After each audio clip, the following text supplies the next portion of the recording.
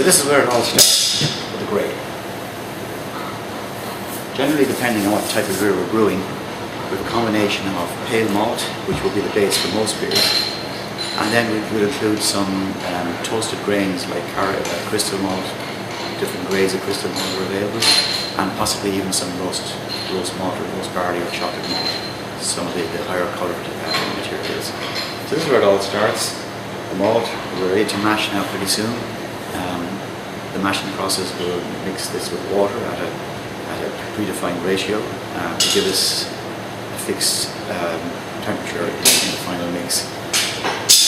And during this stage, the enzymes in the malt will break down the starches and convert them into fermentable sugars. So let's go. For mashing, we use a traditional mash tun, which combines the mashing of the grist and water and the separation of the wort into one vessel.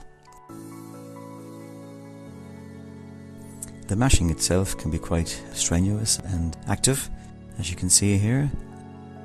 It's important that the grain and the water are timed to a constant ratio so that the mix is consistent and the temperature is kept pretty constant all the way through. We monitor the water flow obviously and the grist flow from the grist case. After mashing in, which takes about 15-20 minutes, we leave the grain sit in the mash tun for approximately 1 hour. And at that stage the enzymes will have converted the starch into fermentable sugars.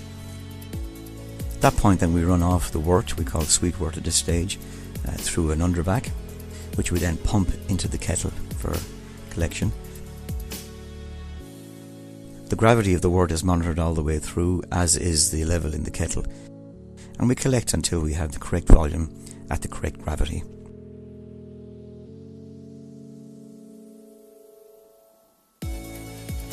Here's the wort filling into the kettle. Once the kettle is full, we then add in hops at the beginning of the boil, seal up the kettle, and away we go. At the end of boil then we do add some late hopping, which varies depending on the product, and then after boiling the wort is chilled through a wort chiller and it's collected in our fermentation vessel. The fermentation can take anything up to 4 or 5 days. We use cylindrical conical fermenters, which means that we can do the fermentation and secondary conditioning in a single vessel. This is also known as a unitank process. And that's the brewing day in a nutshell. Thanks for watching.